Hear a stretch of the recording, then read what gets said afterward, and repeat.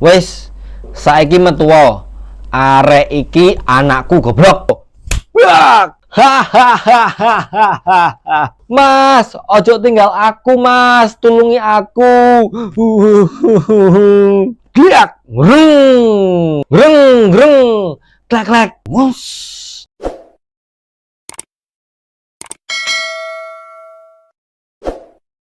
Kamera roll, audio on. Assalamualaikum warahmatullahi wabarakatuh. Kembali lagi di channel mistis kesayangan kita, Wingit Misteri. Masih bersama saya, Umam, host yang akan membawakan cerita pengalaman mistis penuh misteri kali ini. Semoga pada hari ini Allah senantiasa memberikan kita semua kelancaran dan keberkahan dalam hidup ini. Amin. Kali ini cerita datang dari teman keponakan saya yang datang dari Surabaya, Jawa Timur. Mereka ini memiliki hobi yang sama, yaitu touring menggunakan motor-motor tua yang biasanya kalau di sini disebut bosah CB atau anak motor tua. Karena anak CB ini suka touring dan menghadiri event, jadi kemarin pas mau ke Jakarta, mampir dulu nih temannya ke tempat keponakan saya. Kalau istilah anak motornya itu di portal namanya teman-teman. Oke, langsung aja kita masuk ke dalam ceritanya. Cerita ini dimulai saat sedang ada kegiatan libur semester sekolah. Kegiatan yang ditunggu-tunggu bagi pelajar, termasuk kedua anak ini, yang kita sebut saja namanya Andre dan Tio. Teman akrab satu kelas serta satu bangku. Mereka adalah siswa di salah satu SMA yang berasal dari kota pahlawan. Kegemaran dan hobi mereka berdua di tahun 2011 adalah bermain otak-atik motor tua serta touring keluar kota. Di usia yang masih belia, hobinya cukup menguras kantong kedua orang tuanya. Namun kedua orang tua mereka juga senang dengan kegiatan anaknya. Yang terpenting masih dalam koridor kegiatan yang positif dan tidak mengganggu prestasi di sekolahnya. Saat liburan kenaikan kelas 2 SMA menuju ke kelas 3 telah tiba. Di hari Minggu, mereka berdua berkumpul di rumah Andre terlebih dahulu. Mereka berdua berencana ikut touring ke Yogyakarta bersama teman sekampung Andre. Kebetulan informasi dari teman-teman di daerah sekitar rumah Andre ada rombongan 8 orang yang mau ikut touring ke Jogja. Mereka masing-masing menggunakan satu motor diisi 2 orang. Saat di rumah Andre, teman-teman di lingkungannya atau teman-teman kampungnya Andre ini pada datang satu persatu dan kumpul di rumah Andre. 10 orang ini menyepakati. Biasa nih, anak muda itu pada nongkrong-nongkrong dan kumpul-kumpul untuk pembahasan touring gitu. Di sini ada 10 orang yang kumpul dan menyepakati hari keberangkatan ditentukan berangkat dari kampung Andre. Mereka menyepakati untuk berangkat hari Selasa sore sehabis zuhur sekitar jam 1 siang. Singkat cerita, hari keberangkatan pun tiba. Selasa sore jam 1 ternyata belum juga ada yang datang. Andre yang sudah siap dengan Tio menunggu sampai jam 4 sore. Perlahan tapi pasti teman-teman mereka yang 8 orang berkumpul di tempat Andre. Meski agak terlambat, mereka tetap berangkat bersama. Semua rombongan berangkat dengan penuh semangat anak muda. Keberangkatan mereka berbekal seadanya. Waktu di jalan sempat berpapasan dengan satu klub motor yang sama tapi beda rombongan. Saat rombongan berjalan menuju Jogja, mereka 2 kali berhenti untuk beristirahat dan mengisi BBM. Selain itu, mereka juga membantu teman satu klub motor yang mogok. Padahal mereka belum saling kenal, maklumlah namanya juga anak motor, saling tolong-menolong di jalan itu hal yang biasa. Karena rasa persaudaraan sesama pemilik motor tua yang menyatukan mereka untuk saling bahu-membahu. Perjalanan penuh canda tawa dan keseruan di antara para pemuda ini saat di jalan.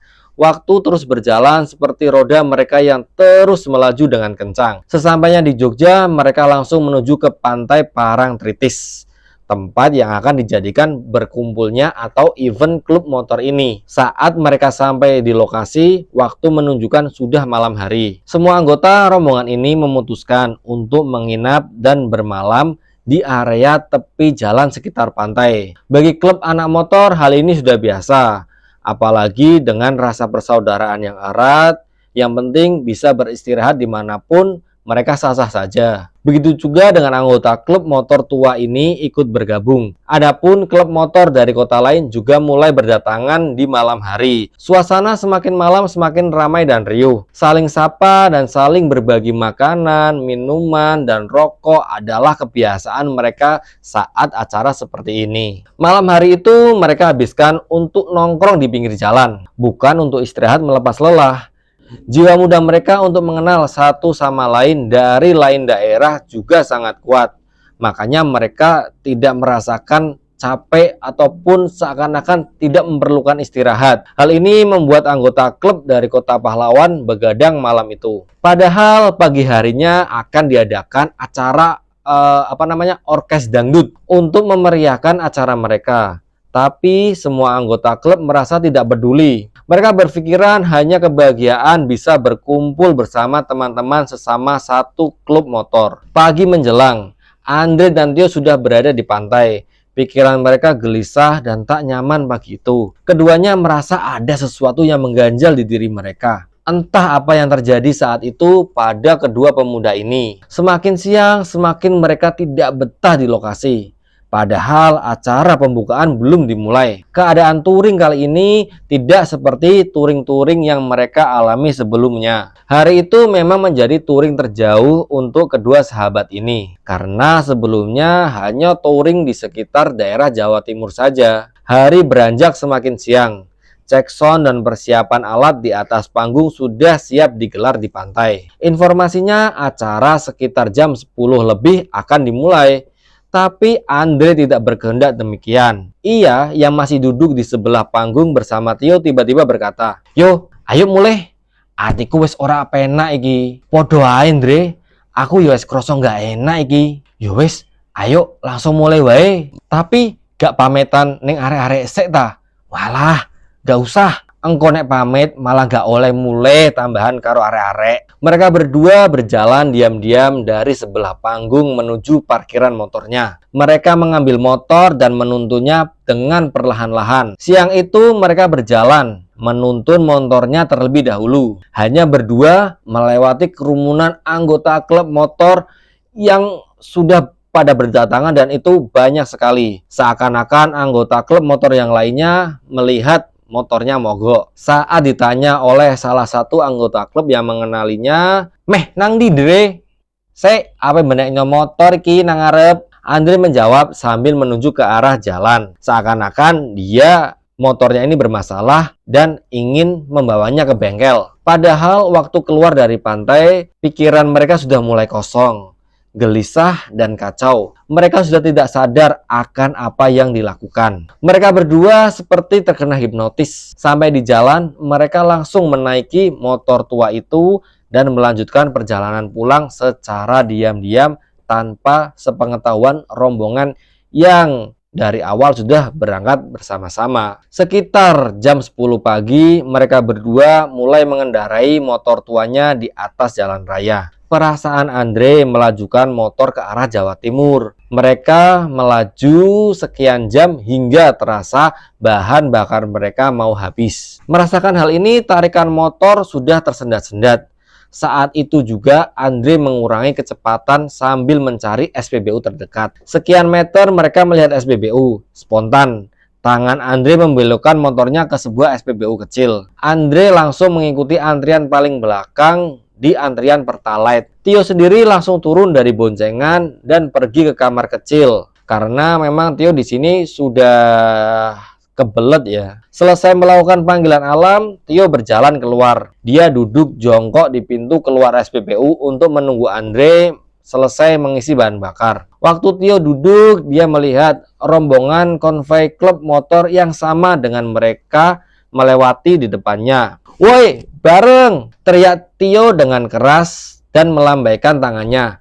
Tapi rombongan ini hanya melambaikan tangan dan tetap berlalu pergi. Tio memandang ke arah mereka, semakin menjauh dan menghilang di jalanan. Sedangkan Andre masih mengantri di SPBU. Sekian menit, akhirnya Andre datang dengan mengendarai motor tuanya. Merasa mereka berdua sudah tertinggal jauh karena mengisi bahan bakar di SPBU, Tio dengan cepat duduk di belakang boncengan Andre. "Ayo cepet budal, perasaanku tambah nggak enak iki.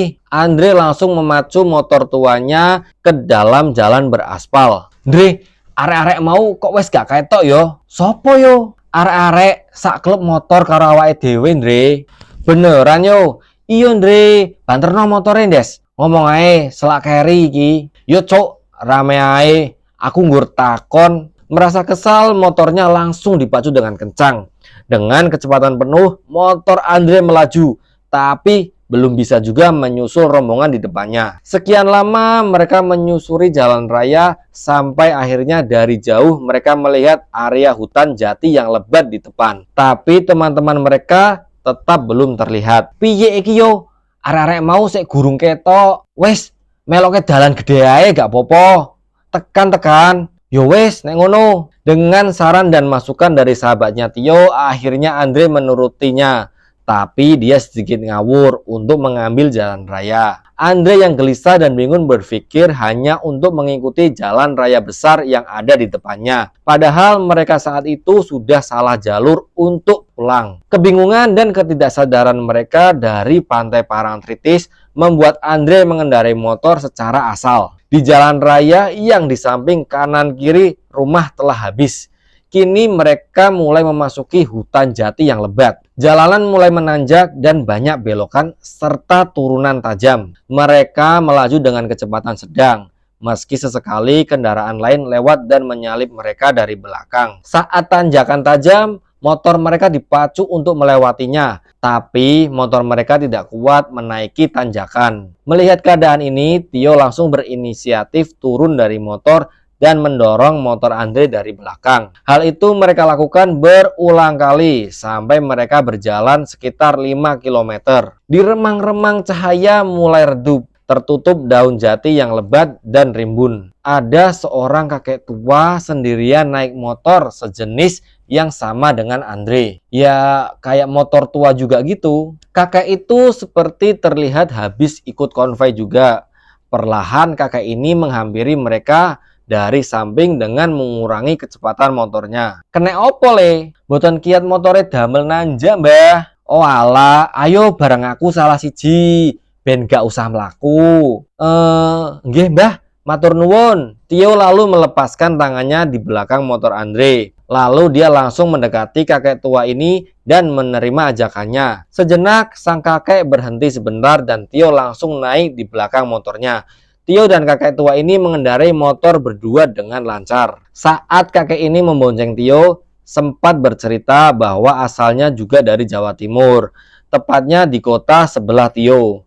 Mereka berdua melaju dahulu sambil berbincang sepanjang lebar. Sedangkan motor yang dikendarai Andre yang tadi tidak kuat menanjak, sekarang tiba-tiba kuat melewati tanjakan dan bisa mengikuti motor kakek ini dari belakang. Sekian kilometer jalan yang telah dilalui, kakek ini mengajak mampir ke sebuah warung untuk makan. Mereka makan dengan lahapnya karena Tio dan Andre sendiri sudah merasa kelaparan. Selesai makan, mereka keluar. Tapi sebelum meninggalkan warung, semua makanan dibayar oleh kakek tua yang baik hati ini. Sampai di luar warung, kakek ini langsung duduk di atas motornya sendirian. Dia menoleh ke arah Andre yang sama-sama sudah naik motor tua. Sedangkan Andre sendiri sudah menatapnya penuh curiga. Mbah, mulai ngetan bareng ae mbah. Ojo le, aku gubuh-gubuh. Masalahnya aku ije enek urusan liyo. Wes tak dhisik yo. Kakek ini mulai meninggalkan mereka berdua. Tapi Andre dan Tio yang merasa sudah dibantu oleh kakek ini, mereka langsung mengejarnya dari belakang. Dengan cepat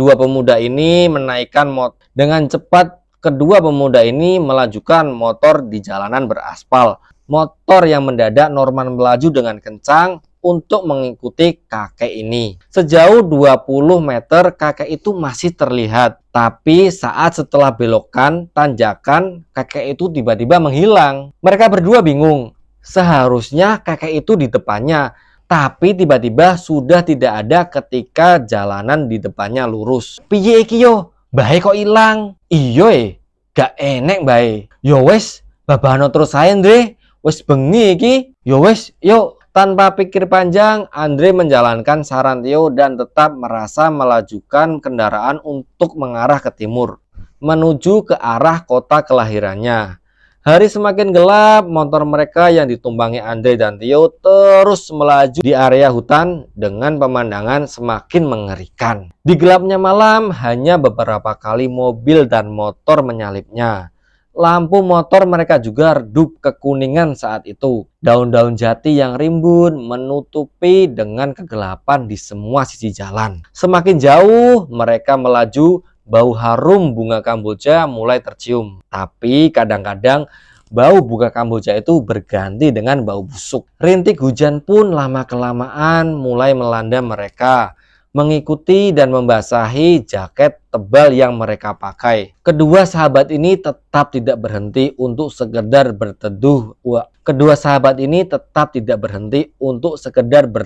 Atau menahan dingin, karena memang di kanan kiri mereka ini sudah memasuki area hutan ataupun tidak ada rumah atau tempat berteduh sama sekali. Mereka berdua yang tergolong masih polos akan hal demikian menganggap ini adalah hal yang biasa saja. Di sisi lain, mereka juga tergolong anak yang nekat dan cepat ingin sampai rumah. Karena lingkungan mereka yang mendidik karakter mereka menjadi demikian. Semakin lama dan semakin jauh mereka melewati jalanan hutan ini, suasana semakin lembab dan tidak ada kendaraan satupun yang melintas. Hingga daun-daun jati tidak terlihat lagi. Hanya getaran daun-daun jati yang terkena bulir air sebagai alunan bunyi malam itu. Lama-kelamaan mereka merasa hanya kendaraan mereka berdua yang di jalanan malam itu. Sejauh kira-kira 15 kilo dari warung pertama saat melintasi jalanan, Andre dan Tio hanya melihat satu buah warung di tengah hutan, tepatnya di sisi kiri jalan. Posisi warungnya berada di tepat setelah tanjakan ada belokan sedikit dari arah barat. Mereka berdua yang sekilas melihat bangunan itu tua dan sudah usang. Mereka tidak berpikir curiga sedikit pun akan warung ini. Mereka terus melajukan kendaraannya sampai Andre melihat di depannya ada pertigaan besar. Dia melaju lurus mengikuti jalan besar itu. Tapi setelah melewatinya, mereka kembali melintasi warung yang sudah tua tadi. Seperti berputar kembali, dia memacu kendaraan tuanya sekitar 12 kali melewati warung itu. Sampai akhirnya Tio kesal dan mulai menghitung perjalanan ke-13 dengan hitungan pertama di lintasan yang sama, sedangkan Andre hanya fokus untuk mengendarai motornya. Tio di sini mempunyai inisiatif tersendiri, yaitu warung yang dijadikan penanda dan pengingat jika lewat lagi di sini. Yang kedua, setelah mereka tetap melewati warung yang sama di sisi kiri jalan. Yang ketiga, motor terus berjalan mengikuti jalan raya sampai ada pertigaan lagi. Kali ini Andre memilih jalanan yang berbelok. Sekian lama memacu motor, mereka kembali lagi melewati depan warung yang sama di tengah hutan. Kok warungnya gimana, Andre? Iyo, bener yo, mosok awake dhewe salah dalan. Ternyata mereka hanya berputar dan berputar di jalan raya yang tak berujung. Lama-kelamaan mereka berdua tambah kesal dengan apa yang mereka alami. Tio di belakang mulai jengkel dan merasa capek serta kedinginan. Tio sendiri ingin segera beristirahat. Andre, awakmu iso nyetir gak sih? Maksudmu piye? Kok ait mau muter wae ning dalan iki terus? Apa awakmu gak krosane ta? Iya yo, aku yo kroso. Tapi piye neh, aku nggur fokus nyetir delok dalan ning ngarep. Soale dalane peteng. Sik. Kalem-kalem ae motore. Deloken ning ngarep iku warung sing mesti awake dhewe liwati ket mau. Tenan ta yo? Tenan, Des. Iku mau wis tak titeni bolak-balik. Warung iku mesti enek ning sisih kiri dalan. Rupane yo pacet. Ucap Tio dengan penuh keyakinan. Entah berapa lama mereka berputar-putar lagi di jalanan di tengah hutan. Malam itu mereka tidak bisa melihat jam karena HP milik Andre dan Tio baterainya sudah habis. HP mereka berdua ditaruh di jok motor saat mulai meninggalkan SPBU terakhir. Waktu motor terus melaju pelan, tiba-tiba motor mereka mogok mendadak, tepatnya di depan warung tua yang jadi penanda yang mereka lewati sedari tadi. Kondisi mereka berdua malam itu sudah sangat capek.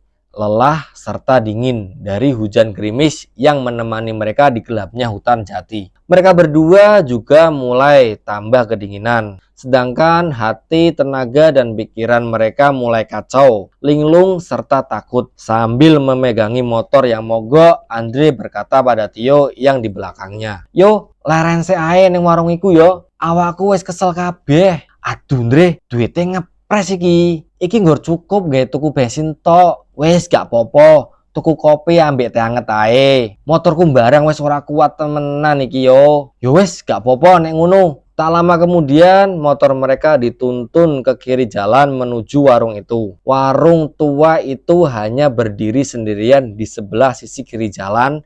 Dengan kondisi kelelahan, mereka berdua langsung memarkirkan motor tua di depan warung tersebut, tepat di bawah pohon jati besar. Saat masuk warung, mereka meletakkan helmnya di kursi depan warung dan membuka kancing jaket, tetapi mereka tetap memakainya. Warung ini terbuat dari papan kayu dengan penerangan lampu neon kuning agak redup di dalam warung. Di depan warung ada dua pintu masuk yang sudah terbuka dan jendela di tengahnya agak besar tapi sedikit terbuka. Lampu neon ini terlihat sudah sangat usang dan lusuh sebagai penerangan satu-satunya di dalam warung. Lampu itu tepat berada tergantung di atas meja tengah warung. Saat mereka masuk ke dalam warung ini, ada 3 buah kursi kayu yang terpisah. Kursi itu masing-masing di depan, samping kanan, dan kiri menghadap ke meja yang di tengah. Meja warung di tengah hutan ini berisi beberapa minuman kemasan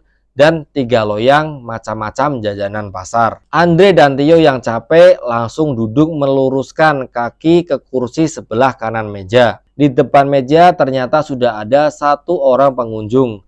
Seorang pria agak tua seperti pulang dari sawah. Tapi anehnya pria ini kepalanya hanya menghadap minuman kopi yang berada di atas meja dengan kepala setengah tertunduk sehingga wajah pria ini tidak terlihat sama sekali karena penerangan dari lampu sangat redup. Pria ini memakai kaos loreng lengan pendek dan celana pendek warna hitam, sedangkan topi caping sawahnya beserta sabit ditaruh di meja sebelah kanan kopinya. Sedangkan di sebelah kiri warung ada 2 orang yang bermain catur di atas kursi panjang. Tapi kedua orang ini hanya diam memandangi catur. Keduanya memakai baju lengan panjang khas zaman dahulu dengan celana panjang berbahan kain. Di depan mereka masing-masing ada secangkir kopi hitam. Mereka duduk saling tertunduk, memandang catur hingga Andre dan Tio tidak bisa melihat wajah mereka. Andre dan Tio yang tidak bisa melihat mukanya, dia mencoba bertanya dari tempat duduknya. Andre melempar pertanyaan terlebih dahulu kepada kakek-kakek yang duduk sendirian. "Pak, sing dodol niki pundi? Pak, sing dodol niki pundi nggih?" Andre bertanya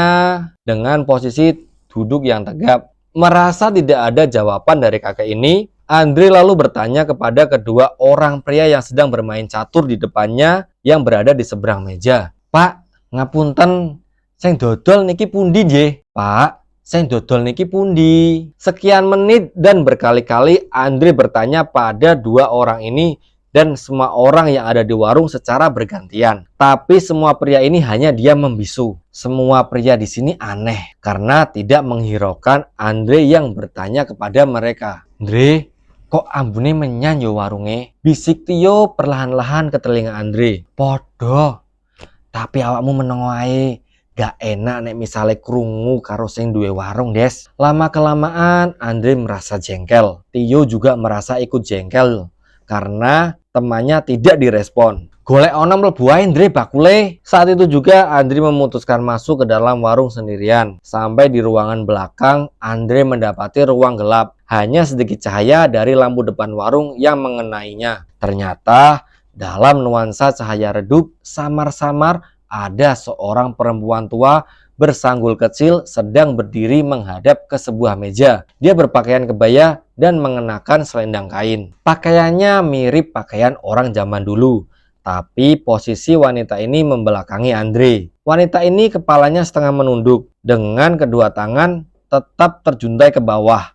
Wanita tua ini hanya diam memandangi meja itu. Memang meja itu berisi toples-toples yang ada kopinya. dan ada macam-macam lainnya untuk keperluan warung. Nah, sedangkan di sebelahnya ada satu laki-laki tua yang sedang duduk dan menumbuk kopi menghadap ke samping. Tapi kegiatan yang dilakukan pria itu tidak ada suaranya sama sekali. Padahal gerakan tangannya yang naik turun memegang alat penumbuknya mengenai lumpang. Hanya gerak bayangan hitam pria itu yang terlihat. Andre berjalan mendekati di belakang nenek tua ini dan berbicara, "Bah, tubas kopi setunggal nggih, kale teh anget setunggal," pinta Andre dengan sedikit tenang walau dia sedikit mulai merasa takut.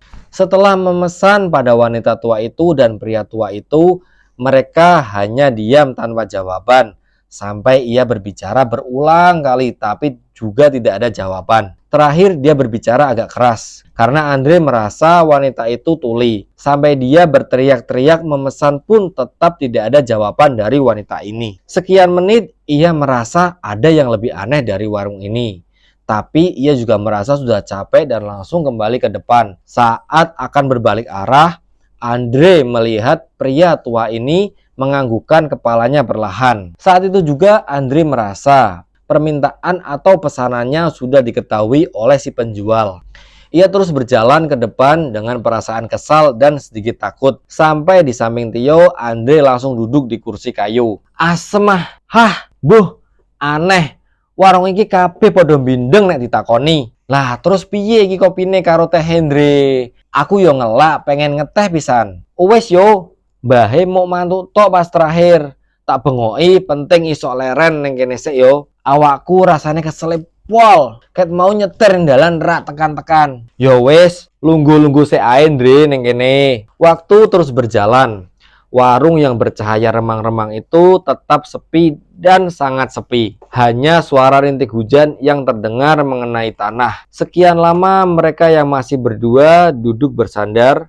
Mereka dikagetkan dengan kedatangan wanita tua yang memakai kebaya hijau dan selendang kain warna coklat muda. Andre dan Tio langsung segera berbenah dan duduk dengan tegap selayaknya pengunjung warung. Dengan mata kepala mereka berdua saling bertatapan curiga penasaran. Wanita ini membawa dua minuman. Cangkir kecil berwarna hijau putih dengan tatakan kecil warna putih pekat berisi kopi. Satunya gelas agak besar dengan warna bening tanpa tatakan berisi teh. Kedua tangan nenek yang terlihat coklat dan sedikit keriput langsung meletakkan sajian kopi dan teh di depan mereka tanpa berbicara sepatah kata apapun. Kepala wanita tua ini tetap tertunduk saat melayani Andre dan Tio. Andre yang duduk di tempatnya kembali menegakkan pandangannya ke arah kopi yang berada di depannya. Perasaannya senang malam itu. Pesanannya ternyata benar-benar dibuatkan oleh nenek-nenek tua ini. Lalu pandangan Andre bergeser sedikit mengarah ke kaki wanita tua ini. Waktu itu wajah Andre sedikit tertunduk melihat ke bawah. Andre melihat kaki wanita tua tanpa alas kaki itu berjalan, tapi kakinya tidak menyentuh tanah sama sekali. Dek! Jantung Andre langsung berpacu dengan cepat. Rasa ketakutan dengan cepat menjalar ke seluruh tubuh. Wanita ini kembali masuk ke dalam lagi sambil melayang pelan-pelan dan tenang dengan kepalanya yang tetap tertunduk. Andre kemudian meraih gelas berisi kopinya dengan tangan gemetar dan meminumnya sampai habis. Begitu juga dengan Tio yang mengambil tehnya dengan tenang dan langsung meminumnya sampai habis. Malam itu Tio tidak melihat kaki nenek pemilik warung tadi yang tidak menginjakkan tanah. Sesudah minum, Andre masih takut gemetaran. Padahal dia berniat menghabiskan minuman untuk meredakan ketakutannya. Perlahan Andre menggerakkan badannya ke arah Tio untuk bersiap melarikan diri. Sewaktu ia memegang tangan Tio, dia bersiap untuk menyeret temannya dan mengajaknya pergi dari warung. Kepala Andre menoleh terlebih dahulu kepada Tio. Ia bermaksud berbicara dan memberi kode untuk lari. Tapi saat wajah Andre sudah menghadap ke temannya, Tio langsung tertawa kecil melengking. Suara Tio sudah berubah menjadi suara perempuan. Andre yang kaget dan tidak percaya langsung memegang kedua bahu Tio dan menggerak-gerakkan tubuh Tio maju mundur dengan kedua tangannya yang masih bergetar. Yo, sadar, sadar. Andre sudah panik dan ketakutan. Kene opo kon? Yo, kene opo kon? Ucap Andre lagi dengan mulai melepas kedua tangannya dari bahu Tio. Kon ojo guyon yo, ojo guyon. Iki yang tengah alas. Sambil nada membentak, Andre menunjuk-nunjuk ke arah Tio. Tapi Tio tetap tertawa dengan suara wanita yang melengking. Seketika itu juga Andre yang panik langsung melayangkan bogem mentahnya ke wajah Tio. Bak! Tio yang terkena bogem mentah langsung jatuh tersungkur di bawah meja. Dengan cepat tubuh Tio tersungkur ke tanah. Darah segar dari hidungnya pun ikut mengucur. Rembesan darah itu pun sampai ke dagu Tio. Lalu Tio bangkit berdiri lagi dengan mata yang melotot, menatap tajam Andre dengan kemarahan. Hahaha. Suara pria yang lantang dan besar terdengar dari mulut Tio. Tertawa menggema memecah dalam keheningan malam. Namun anehnya semua pengunjung di warung itu hanya diam, seperti tidak terjadi apa-apa. Mereka tetap tidak ada yang bergerak sedikit pun dan merespon keadaan mereka. Dalam kondisi panik serta cahaya yang remang-remang kekuningan, kedua tangan Andre memegangi kepalanya yang ikut menjadi berat. Andre merasa tambah panik. Takut, bingung, dan lelah semua menjadi satu. Saat itu juga Andre langsung bangkit berdiri dan meminta bantuan kepada pengunjung warung lainnya. Pak, tolongi kancaku pak. Pak, tolong kancaku pak. Tetapi mereka semua hanya diam dan tidak ada yang merespon apapun. Merasa usahanya gagal, Andre saat itu juga semakin panik dan dia pun keluar lari dari warung. Sampai di teras warung, langkahnya terhenti. Ia kembali lagi sampai ke depan pintu warung dan menoreh ke arah dua pria yang bermain catur tadi. Di kepala Andre masih bingung memikirkan mau berbuat apa lagi demi menolong temannya. Pak, tolong no kancaku pak. Andre meminta dengan keras dan konyol di warung itu. Kali ini juga dia tidak dapat respon dari kedua orang tersebut. Andre yang panik secara tak sadar berteriak meminta nenek dan kakek yang berada di dalam warung. Mbah, tulungi kancaku mbah. Mbah, tulungi kancaku mbah. Teriakan Andre lagi-lagi tidak ada yang merespon. Merasa di warung tidak ada yang menolongnya, Andre langsung menatap ke arah Tio dan berbicara kepada temannya yang kerasukan. Yo, ente nono neng kene yo. Aku tak golek bantuan sih. Sambil bergetar dan penuh ketakutan di sekujur tubuhnya, Andre pun berjalan dengan cepat keluar menuju motor yang diparkir di bawah pohon jati. Tio yang tadinya berdiri ke arah dalam warung, kini dia berdiri menatap Andre dari dalam dan tetap tertawa dengan suara laki-laki. Hahaha. Andre langsung memegangi motor dan menghidupkannya sambil melirik temannya yang tetap tertawa. Gak, gak, gak. Motor tua Andre pun tetap tidak bisa dinyalakan lagi. Kakinya berkali-kali mengayuh dengan cepat stang starter motornya. Tapi motor itu tetap belum mau diajak kompromi. Cuk, cepetan uripmu goblok. Andre mengumpat disertai tangan kanannya yang memukul-mukul motornya. Aku harap dipateni ki urupo. Plak, plak, plak. Saat usahanya gagal disertai tangisan semakin keras oleh Andre, tiba-tiba ada suara motor pengguna jalan lain lewat di depan Andre. Mereka melaju pelan dan mengamati Andre. Sedang mata Andre berhenti menangis. Kemudian Andre berhenti menangis dan saat itu juga Andre ikut memandang pengendara motor ini. Sekian detik ia amati ternyata mereka satu klub motor yang sama dengan Andre. Mas, mendekose, tulungi aku mas. Andre meminta dengan suara keras sedikit sesukukan. Pengendara ini seketika melihat dan mendengar Andre, mereka langsung menurunkan kecepatan dan mengarahkan motornya ke arah Andre. Mereka juga merasa Andre adalah salah satu bagian dari klub motornya. Dua orang pengendara motor ini berhenti tepat di sampingnya. Kene opo Thomas motore? Pria ini bertanya sambil dia tetap duduk di atas motornya. Mogo iki mas motorku. Ambek sampean tulungi koncoku seneng jero warung iku mas. Loh, warung endi mas? Iku lho mas. Gak enek warung mas ning kene. Omahe sampean ngendi asline? Surabaya mas. Iku mas seberang dalan. Gurine sampean iku, Mas, iki alas roban, Mas. Duduk Surabaya. Mosok tenanan, Mas, tulungi aku, Mas. Kancaku ning jero warung nguriku. Omahku yo ning ngarep iku. Wah, gendeng arek iki piye ta? Wes, ayo tinggal ae. Paling arek iki demite kene. Penjelasan Andre kepada pengendara lain yang tidak bisa dicerna akal sehat membuat mereka berdua juga ikut ketakutan malam itu. Mereka lama-lama ikut takut saat melihat tingkah pola Andre.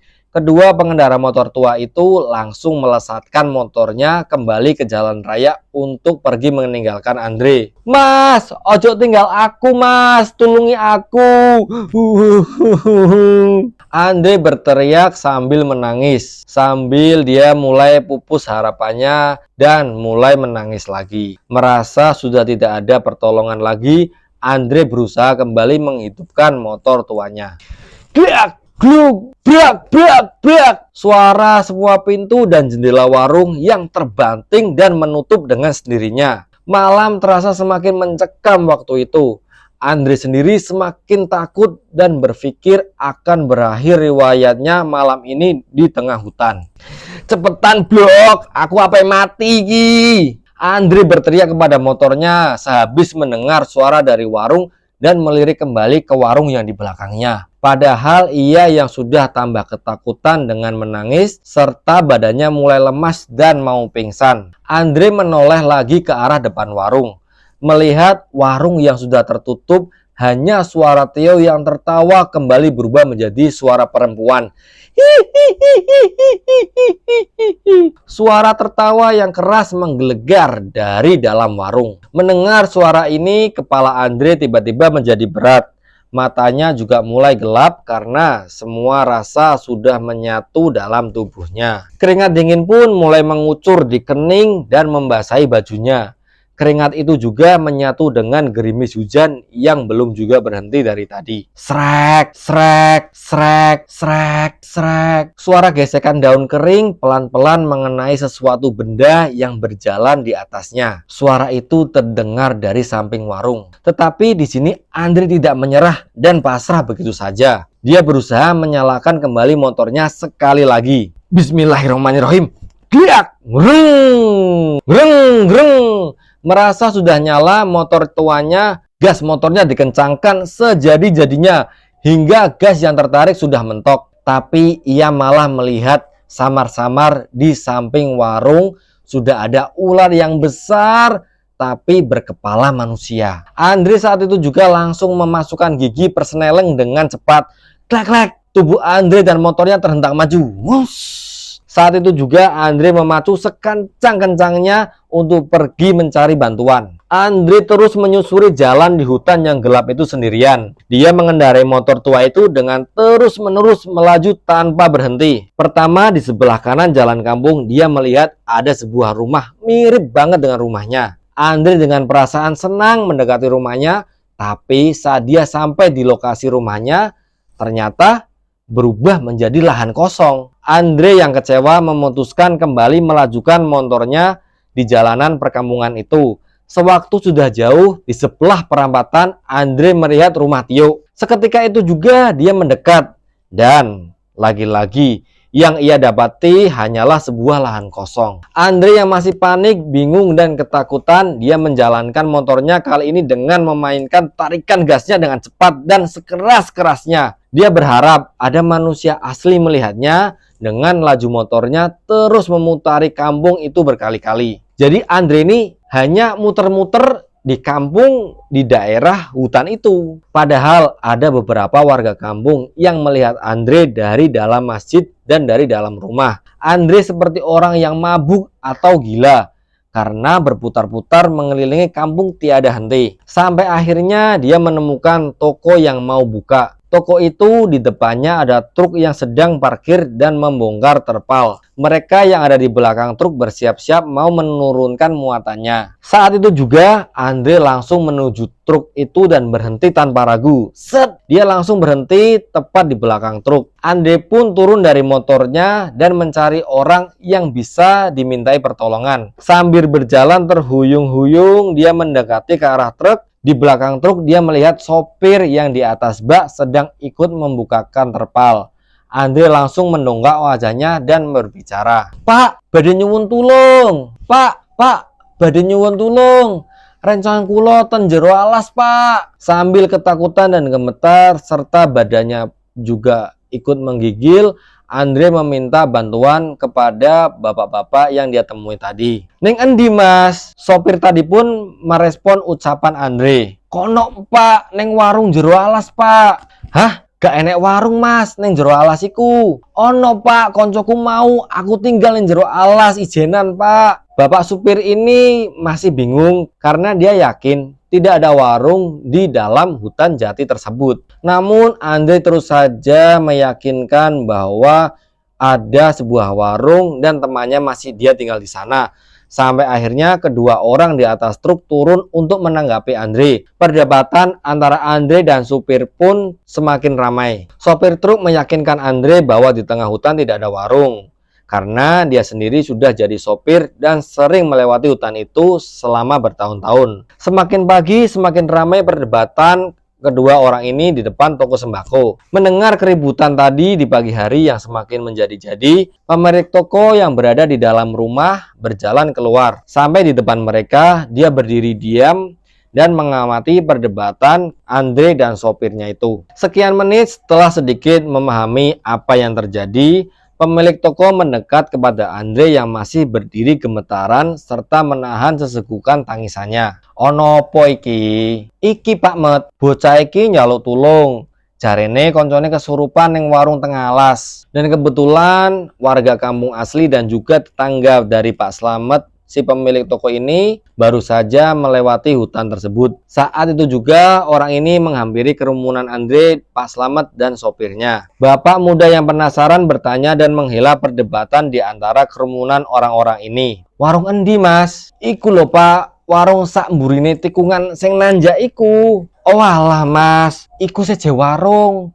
Kuwi bekase omahe dukun. Omahe Mbah Suryo mbiyen. Oh alah, bener. Setelah itu mereka diam sesaat, tercengang mendengar penjelasan dari orang kampung asli yang barusan datang. Wes Mas, saiki sampean istirahat ning omahku wae dhisik. Andre diajak beristirahat di rumah Pak Slamet yang rumahnya waktu itu bersebelahan dengan tokonya. Setelah itu Andre masuk ke rumah bersama Pak Slamet. Andre saat itu juga disuruh duduk di ruangan tamu Pak Slamet. Kemudian Pak Slamet berdiri sejenak melihat kondisi Andre yang sudah basah kuyup kedinginan dan ketakutan, juga badan Andre yang masih bergetar. Setelah itu Pak Slamet masuk ke dalam rumah untuk mengambil segelas air putih dan keluar lagi ke ruangan tamu menemui Andre. Saat itu juga Pak Slamet menyuruh Andre untuk meminum air putih yang dibawanya tadi. Mas, sampeyan ngombeyo banyu iki sik. Andre meraih gelas dari tangan Pak Slamet dan langsung meminumnya sampai habis. Selesai minum,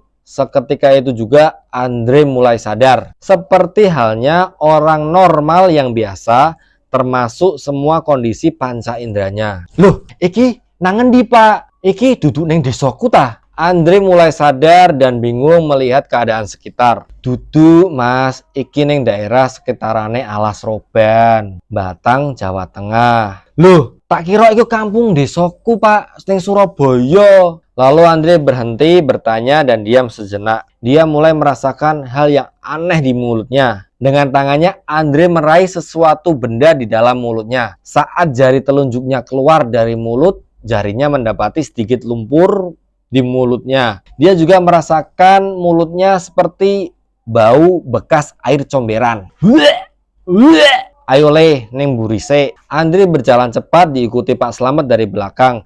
Di kamar mandi, Andre memuntahkan air kotoran bekas air comberan bercampur air liur sedikit lumpur hitam. Muntahan Andre berisi potongan-potongan daging dan sayur busuk. Setelah semua dikeluarkan, dia disuruh berkumur-kumur oleh Pak Slamet. Sakjane mau mengi, awakmu mangan opo ning warung jero alas le? Pak Slamet bertanya dengan rasa penasaran dan terheran-heran. Lalu dia melanjutkan pertanyaannya.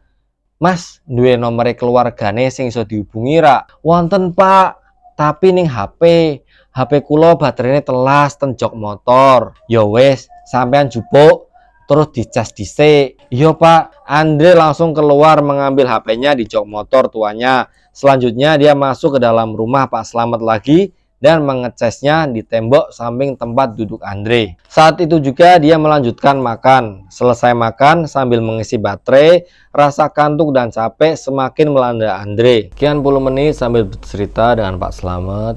Pak Slamet sendiri merasa kasihan dan segera menyuruh Andre untuk menghubungi keluarganya di rumah.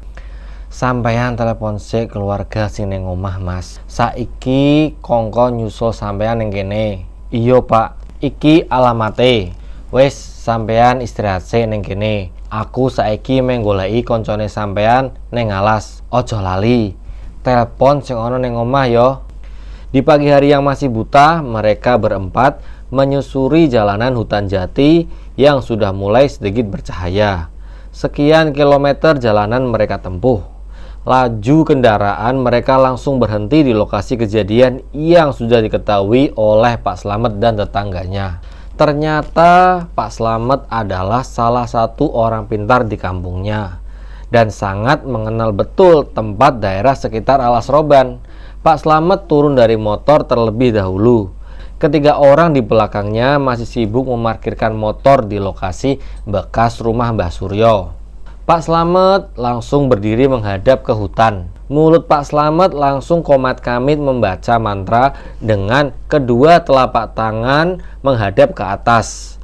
Dan dengan lantang Pak Slamet seusai berdoa, dia berteriak ke arah hutan. "Mbah, balik ke bocah kuwi. Apa durung cukup wong sing mbok sesatke?" Tiba-tiba angin dari arah hutan mulai berhembus, menggoyangkan daun-daun pohon jati yang hijau di depan Pak Slamet beserta rombongan. Ketiga rekannya yang di belakang merasa ikut merinding dan takut. Hahaha. Terdengar suara keras dari dalam hutan. Pak Slamet kembali berdoa dengan husuk. Dia meminta pertolongan kepada Yang Kuasa. Sekian menit suasana hening, sehingga kendaraan pun yang melintas tak terdengar suaranya. Dari semak-semak pohon jati yang besar, tiba-tiba ada suara gesekan lirih. Srek, srek. "Pak, iku ono wong!" teriak sopir di belakang Pak Slamet dengan tangannya menunjukkan ke sosok manusia yang duduk tergeletak tak berdaya bersandar di bawah pohon jati. Pak Slamet dan yang lain saat itu juga langsung mengarahkan pandangan ke sosok pria muda yang duduk tergeletak tersebut. "Iku bocahe, ayo cepet Pir, gowo mulai." Respons mereka bertiga langsung mendekati anak muda ini dan membopongnya. Tio langsung ditaruh di tengah jok, dihimpit tubuh kenek dan sopirnya Pak Slamet. Mereka dengan cepat melaju kembali ke rumah Pak Slamet, sedangkan Pak Slamet sendiri dengan tetangganya mengikuti sopirnya dari belakang. Sesampainya di rumah, Tio langsung dibaringkan di teras rumah Pak Slamet. Ketiga orang tadi pun juga ikut duduk menunggui Tio sejenak. Pak Slamet kemudian masuk ke dalam rumah dan mengambil minyak kayu putih, juga sebotol air mineral. Lalu Pak Slamet langsung mengoles lubang hidung Tio yang tengah terbaring. Sekian detik Tio sadar dan mulai membuka matanya. Iki ning endi?" "Iki ning omahku Mas, nang sekitaran Alas Roban." "Wis, iki sampean ngombe sik." Pak Slamet sambil menyodorkan botol air mineral.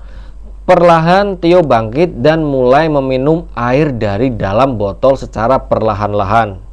Kejadian sehabis minum sama dengan yang dialami oleh Andre sebelumnya. Tio merasa ada hal yang aneh di mulutnya. Setelah minum, ia muntah-muntah dengan mengeluarkan cairan yang sama persis dengan Andre. Setelah muntah, Tio disuruh kumur-kumur dan minum air lagi dari botol yang ia pegang. Kondisi Tio perlahan mulai sadar dan membaik. Pagi itu dirasa sudah selesai masalahnya. Pak Slamet menyuruh Tio untuk segera masuk ke dalam rumah. Pak Slamet juga saat itu menunjukkan temannya Andre yang sudah di dalam rumah yang sedang beristirahat. Pak Slamet sendiri merasa pagi itu masih banyak pekerjaan. ia memulai membuka tokonya dan membantu menurunkan barang di truk bersama anak buahnya. Sekilas Pak Slamet melihat dari depan rumah, kedua pemuda ini sudah tenang di dalam rumahnya.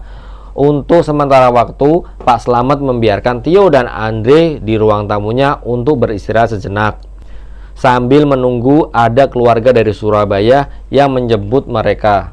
Tio yang sudah di ruang tamu Pak Slamet duduk di sebelah Andre yang tengah tidur. Dia memandangi temannya ini sedang tidur dengan pulas. Tapi Tio yang kesal mencoba membangunkan Andre. "Andre, tangi, Andre." Loh, awakmu wis neng kene yo." "Jancuk, gak teli awakmu. Jare golek bantuan, marah turu neng kene. Wong golek bantuan mau bengi kok mumet muteri warung. Gendeng ancene awakmu iki, Andre. Aku mau bengi ya iku sik sadar titik-titik. Sik yo, sabar. Tak jelosno dhisik. Aku angete yo gak nangis-nangis ta mau bengi iku golek bantuan. Perasaanku yo wis pokok mlaku golek warung yo. Akhirnya iso sampai warung iki." Di hari yang masih pagi, Andre yang baru terbangun menjelaskan perjalanannya sampai ia bisa tertidur di rumah Pak Slamet. Akhirnya Tio sendiri juga memahami usaha apa yang dialami Andre semalam. Setelah itu Tio yang baru datang diberi makan oleh istri Pak Slamet. Selesai makan, mereka berdua pagi itu langsung mandi dan kembali istirahat sambil menunggu jemputan datang dari keluarga Andre. Waktu terus berjalan hingga esok hari telah tiba. Sekitar jam 8, kakak Andre sudah sampai di rumah Pak Slamet. Sebut saja nama kakak Andre adalah Mas Budi. Kakaknya Andre berangkat sendirian menjemput adiknya di perkampungan sekitar Alas Roban yang berada di Batang dengan membawa mobil. Mas Budi bisa sampai lokasi Andre berada berbekal alamat yang di WA oleh Andre kemarin. Di pagi yang cerah itu mereka sudah berkumpul di ruang tamu Pak Slamet. Mas Budi mengawali pembicaraan basa-basi dengan Pak Slamet. Mas Budi sendiri sudah merasa adiknya ditolong menyampaikan rasa terima kasih yang mendalam. Saat itu juga Mas Budi menganggap Pak Slamet sendiri sebagai saudara. Di tengah perbincangan, Mas Budi penasaran dengan lokasi adiknya sekarang berada, karena lokasi mereka di Jogja. Dengan lokasi sekarang mereka tersesat sangatlah jauh dan tidak masuk akal. Mas Budi juga penasaran tentang warung yang menyesatkan adiknya. Dengan semua rasa itu, Mas Budi menanyakan hal yang terjadi pada adik dan temannya. "Kok iso ya Pak, sampai jebus mriki arek loro iki? Padahal acarane ning Jogja." "Bisa wae Mas, kemungkinan adik sampean wis diincer genderuwo kene pas setane lewat saka Jogja." "Oh ngunu Pak yo. Terus warung iku asline biyen piye Pak?" "Iya Mas, iku asline bekase omahe Mbah Suryo. Mbah Suryo mbiyen terkenal dukun sakti ning daerah kene. Jare bapakku mbiyen, Mbah Suryo terkenal dukun sing hubungan karo kerajaan siluman ula ning Alas. Mbah Suryo mbiyen omahe pancen ning kuno, urip dhewekan ning tengah Alas. Bar kuwi Mbah Suryo dikabarno wis mati. Saka kabar iku kabeh wong kampung sing cedhak Alas iki rame-rame marani omahe. Pas tekan omahe, lah kok mayite Mbah Suryo wis ora ana. Sampai saiki ora pernah ditemokke mayite Mbah Suryo." "Kok iso Pak Mat mayite sampai ora ketemu?" "Ya ora ngerti Mas, jenenge jaman biyen Mbah Suryo ngelakoni ilmu apa bae sing wong kene ya ora padha ngerti. Terus bar kuwi omahe Mbah Suryo sing ditinggal suwe-suwe tambah singit. Akhire wong kampung biyen kompak ngambruke omahe. Maksude wong-wong biyen ben aman dalanan Alas kuwi. Tapi bar omahe diambruke malah tetep sering kejadian wong-wong diganggu, disasar-sasarno karo Mbah Suryo. Malah tetep sering kejadian wong-wong diganggu. Kejadian wong kampung kene karo wong liwat liyane sing sering ditemoni karo Mbah Suryo ning dalan kuwi. Kadang-kadang wonge ya melu liwat terus ngampirke wong ning tengah Alas bekas omahe. Ya kaya kejadian adik sampean iki." Andre ingat kejadian yang dialaminya saat melintas di Alas Roban, lalu dibilang ke Pak Slamet, "Loh Pak, Paling mbahe sing ngajak mangan aku wingi sore ku. Ya mungkin Mas. Makane hati-hati nek lewat kene. Ndongosek sing akeh. Karo ojo liwat alas pas tengangi meh maghrib. Oh alah, dadi wangker ya Pak Ahmad daerah alas iku. Iya Mas, malah biyen akeh korban-korban wong mati zaman londo pas alas dibuka digawe dalan pantura kuwi. Terus zamane Petrus yo akeh mayit-mayit sing ora dikenal ditemokke karo wong-wong kampung ning jero alas. Ning alas kuwi yo akeh kerajaan-kerajaan demite.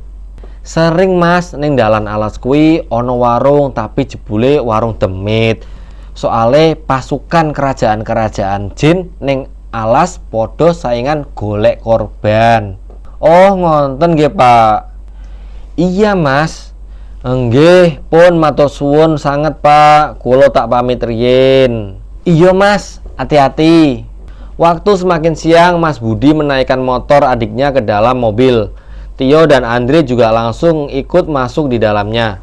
Perjalanan siang itu dimulai. Perjalanan panjang yang melelahkan. Beberapa kali Mas Budi menghentikan mobilnya untuk beristirahat dan mengisi bahan bakar. Malam hari sekitar jam 11 malam, laju mobil Mas Budi diarahkan ke rumah Tio dulu untuk mengantarkannya pulang. Sampai di depan rumah Tio, ternyata bapaknya sudah berdiri menunggunya di depan rumah. Sebut saja Bapak Tio ini di rumah biasa dipanggil dengan Pak Joyo.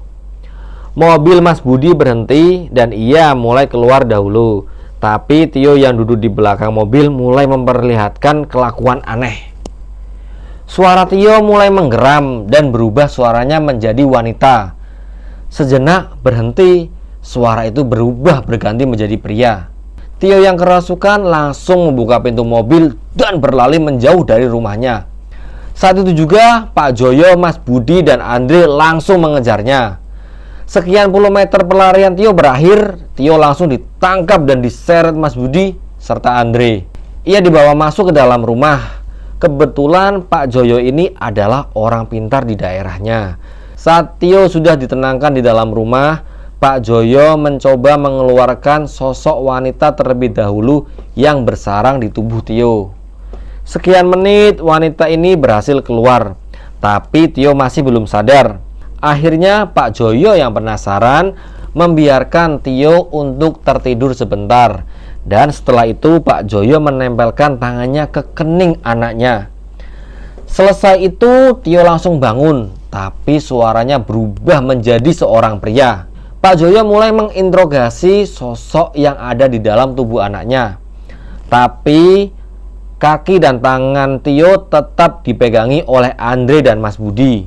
Karena saat kesurupan Tio hanya ingin lari dan berontak keras untuk pergi. Pak Joyo lalu duduk di samping anaknya dan bertanya, "Awakmu iki sopo?" "Aku Ki Darmo." "Teko endi asalmu?" "Teko alas Roban." "Lapo kon ganggu anakku?" "Anakmu diincer karo Nyi Blorong." "Oh, mulai kapan? Kena opo kok diincer?" "Setelah kedua anak ini mlebu parang tritis. Soale bocah iki aurane apik, terus isi perjoko pisan." "Lah kok iso digawa sampai alas Roban?" "Aku dikongkon gawa Nyi Blorong ning kerajaan Siluman Ula sing dadi ngisorane Nyi Blorong ning alas Roban." "Gawe apa?" "Gawe nglayani Nyi Ratu ambek ngrewangi Mbah Surya ning kono." "Oh, dadi awakmu sing bingungke arek iki ket winginane?" "Iya, aku sing nggawa, sing nampani ning alas Roban Mbah Surya, tapi tetep sing ngewal aku." "Hahaha. Wis, saiki metu wae. Arek iki anakku goblok. Emoh." "Ya wis, nek gak metu kon bakal tak pateni."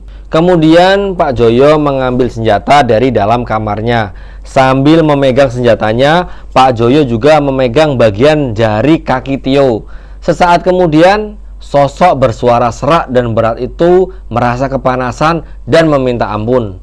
Saat itu juga makhluk itu keluar dari tubuh Tio. Sedangkan Tio sendiri langsung pingsan. Sekian puluh menit Tio tidur, semua keluarganya dan Andre serta Mas Budi menunggu Tio yang masih terbaring di atas karpet. Perlahan ia mulai tersadar dan bangun dari tidurnya. Di tengah malam itu, Andre dan Tio disuruh duduk dulu di depan semua yang hadir di rumah Tio. Pak Joyo langsung melakukan ritual untuk membersihkan kedua pemuda ini agar tidak dibawa lagi sama makhluk dunia lain. Dan cerita ini pun selesai. Di Indonesia kita ini memiliki banyak cerita legenda yang kaya akan sejarah dan nilai-nilai budaya. Dari cerita ini kita harus dapat belajar untuk tetap fokus dalam perjalanan dan diusahakan berdoa terlebih dahulu saat akan melakukan perjalanan, baik itu dekat ataupun perjalanan jauh. Oke, sekian dari saya Umam. Untuk kalian yang ingin mengirimkan cerita atau pengalaman mistisnya, bisa kirimkan ceritanya ke nomor yang saya tulis di bawah ini ya. Atau bisa juga kirim lewat emailnya Wingit Misteri di wingitmisteri@gmail.com. Untuk kakak-kakakku yang udah subscribe, terima kasih ya. Dan jangan lupa untuk share cerita ini, tekan tombol like, dan tulis komentar di kolom komentar yang sudah disediakan. Dan yang sudah mendengarkan cerita ini dari awal sampai akhir, saya doakan semoga diberikan kesehatan, panjang umur, dan dimudahkan segala urusannya. Amin. Akhir kata dari saya, wassalamualaikum warahmatullahi wabarakatuh.